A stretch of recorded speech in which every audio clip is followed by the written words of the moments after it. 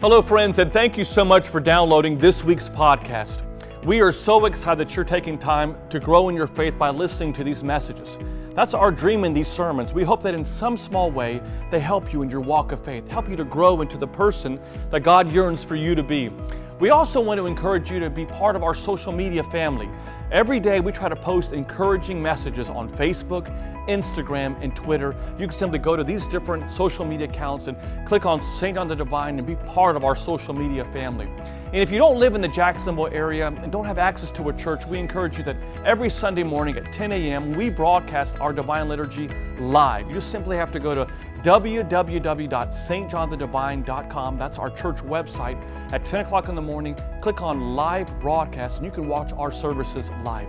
And finally, we're really excited about a brand new internet radio show that we have here at St. John the Divine called Healthy Minds, Healthy Souls. It's broadcast on the second and the fourth Tuesday of every month at 8 p.m. Eastern Time. Simply go to ancientfaith.com at 8 p.m. Eastern Time and click on the banner for Healthy Minds, Healthy Souls. In this show, we hope that we're kind of merging faith and psychology to kind of give you some practicality in your own walk of faith. So once again, thank you so much for downloading this sermon, and we hope to see you soon at St. John the Divine. God bless you and staying strong in your faith. So today we're beginning a brand new sermon series, and it's called Heroes. And I love the word hero. The word hero is defined as someone who has tremendous courage, they've accomplished amazing achievements, and they have noble qualities. Every one of us have heroes in our life. Perhaps maybe one of your heroes is someone that's sitting right next to you right now. Maybe that hero is a teacher, a friend. I think for me, my hero, one of them, is my own mother. We all have heroes in our everyday. But just like we have heroes in our day, there's also heroes in the days of the Bible and in the days of the early church. One of the reasons why we have icons in our church is not just to decor the walls of our church, which they beautifully do, but they're also there to show us who the heroes are of our faith. Take, for example, the icon of the resurrection. It's a very unique icon, and many of us obviously hone in on that of Christ, who's in the center of the icon, his resurrection. But what's very interesting on almost every icon of the resurrection that you'll see is always on his left side are the heroes of our faith from the Old Testament.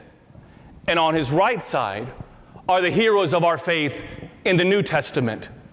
They have these heroes in our church to inspire us. They are there to show us how they lived so that we can learn how to live. I think they'd be telling us, look how we were a hero in our day so that you can learn how to be a hero in your day. We all have these heroes that speak to us on a day-to-day basis. And today I just want to highlight just one of them. Her name is Rebecca. She's a mother.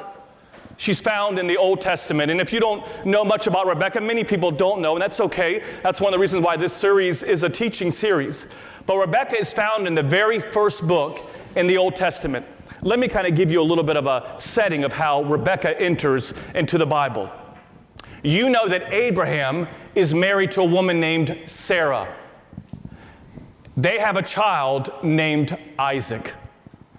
Back in those days, the Jewish custom was that the parents would go and search out a bride for their son. The son wouldn't go look for a bride. The parents of the groom, of the son, would go out and search for the bride. And so Sarah in life passes away, and Abraham is left to find a bride for his son Isaac. Abraham is getting up in age. He remembers the promise that God said to him that you'll be the father of many nations. And he's trying to figure out, how can I go and find a bride for my son Isaac? And so Abraham asked one of his friends, his servant, but they were very close friends. His name is Eliezer. And he says to Eliezer, listen, I'm old, but I want you to go out and go back to my homeland. And I want you to look for a wife, not in the way in which she communicates, but look at the way in which she acts. Find this person, it would be a great favor for me. Eliezer says, "Sir, I will do anything for you." He leaves and starts going back to Abraham's homeland. And as he's going there, he begins to pray. He says, "God, I'm looking to find happiness for my master, Abraham. I want him to not be worried about his son, Isaac, and trying to find the right bride for them. So I want you, Lord, to help me find the right wife for Isaac. And when I go there, this is how I'd like for you to let me know that I have found the right wife. I want to go and I'm going to get some water from a little area, a little pond, a little well.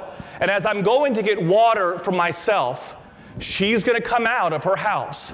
And not only is she going to give me water, but she's going to go on the offensive to give not only me water, but the 10 camels that I have with me water as well." He didn't even finish the prayer when here comes Rebecca holding a 5-gallon urn on her shoulder. She walks out to Eliezer, who she has no idea who he is, and she says, "You look thirsty. Let me give you some water to drink." She starts giving him some water. And then she says to him, "You know what? Your camels look like they need some water to drink. They've been on a long journey." And she proceeds to give water to all 10 of those camels. On the surface, you might think, wow, that's not that extraordinary or exciting. She just went out and gave some water. But let me give you a context of how this would have looked back in those days. For a woman to come out of her house carrying a 5-gallon urn, she would have had to not only be an extraordinary woman of courage to communicate with a man, but she also would have been someone who was a great faith. Because if you think about it, if you do any studying on camels, and I tend to kind of study all these little different nuances that are found in the Bible, but a camel can drink 30 gallons of water in 15 minutes. So let's just say hypothetically that Rebecca just gives 20 gallons of water to every one of those 10 camels. It would have been the equivalent of 200 gallons of water. If that urn, which most of those urns were about 5 gallons, could store about 5 gallons, she would have had to make 40 trips back and forth to every one of those camels to give them water. Then, if you think about it, let's just say hypothetically that she does those 40 trips. Let's say hypothetically, it's just 3 minutes to go from getting the water from the well to feeding the camel and then coming back. Just conservatively, 3 minutes. She would have been going nonstop for 2 hours, bringing 200 gallons of water to those camels, to someone who she has no idea who he is. And in that moment, just so you all know, Eliezer's prayers are answered. Isaac would end up marrying Rebecca. And she's one of the few women, if you've been one that's been married in the Orthodox Church, she's one of the few women, and specifically one of the few moms, that is mentioned in every single wedding service. And I think if she was to give any of us some advice, as a hero of our faith, what would she tell us? I think she'd tell us a message that we hear over 15% of in the New Testament. Half of the New Testament parables are about the topic that she would tell us all to do. What would that topic be? Be overly generous. Be overly generous.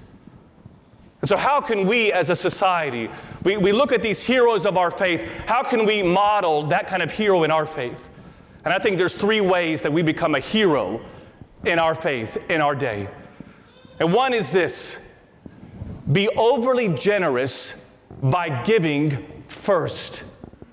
You know, so often we wait for our feelings to catch up with us in order for us to give. And let me just kind of take a side note on this. If you ever let your feelings lead you, it will lead you astray. Feelings lie to you. We don't live based upon pressure of a feeling. We live by principles of our faith. And so when we give first, we're not waiting for Father Nicholas to give us an inspirational sermon about stewardship to give.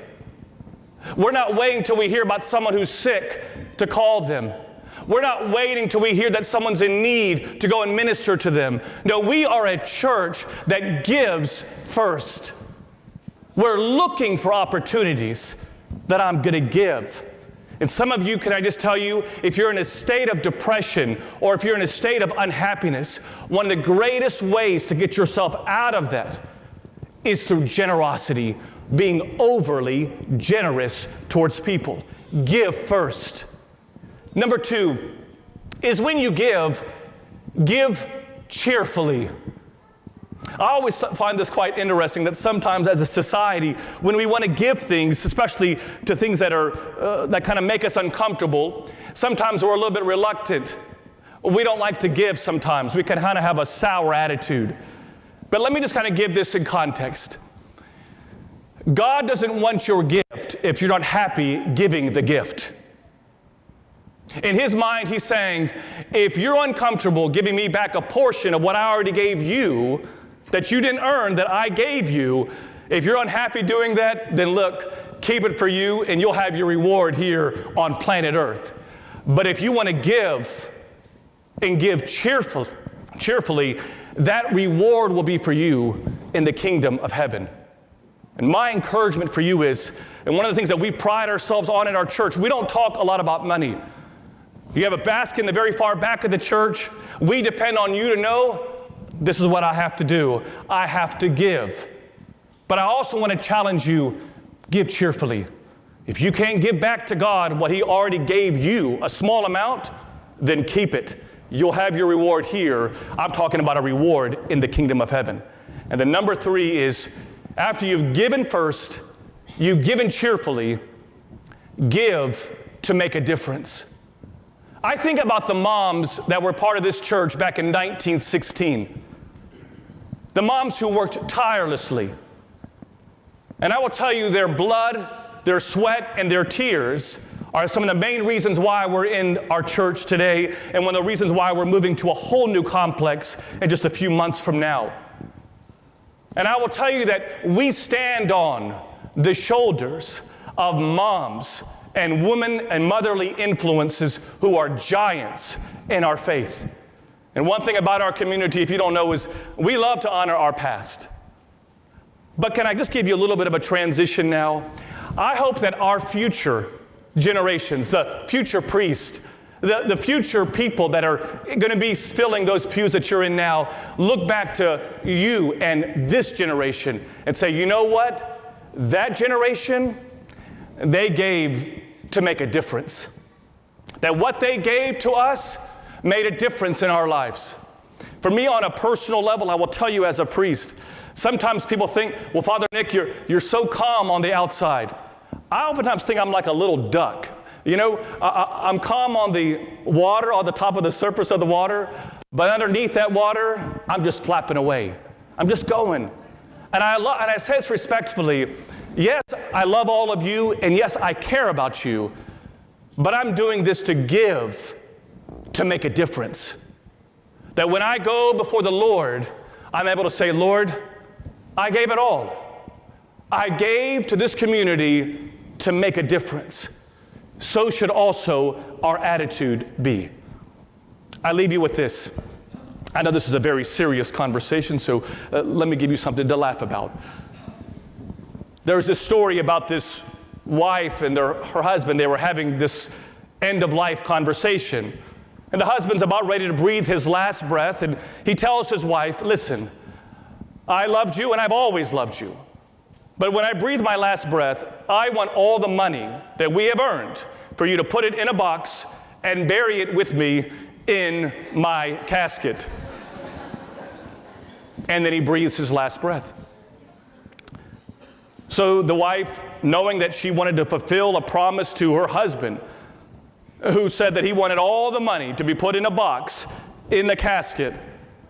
So she goes, and at the funeral service, the priest is saying all the final prayers over him, and they're about ready to close the casket. And the wife says, wait a second, Father. And she goes and she brings this large box, and she puts it on top of him. And she says, now you can close the casket. And so the priest closes the casket with that box there, and everyone is sitting there in amazement. that how this woman, this wife, put all their money in that box and put it in the casket. And so one of her friends comes up to her and says, you know, that was one of the most honorable things that I've ever seen anyone do, to put all that money in that box with your husband. Did you really give all that money back in that box for your husband? She said, I did. I wrote a check. Just something to keep you laughing about. That was a delayed reaction, church family. Come on now. All right. What's my point? It's not going with you. You're not going to take it with you. And my encouragement for you is think about Rebecca. All she had was her biceps and a 5-gallon urn.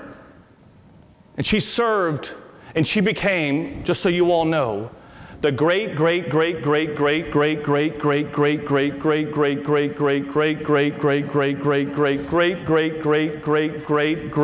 grandmother of Jesus Christ, because of that one act of being overly generous. So give first, give cheerfully, and make sure that when you give to make a difference. Learn how they were a hero in their day, so that you can be a hero in your day. In the name of the Father, Son, and Holy Spirit. Amen.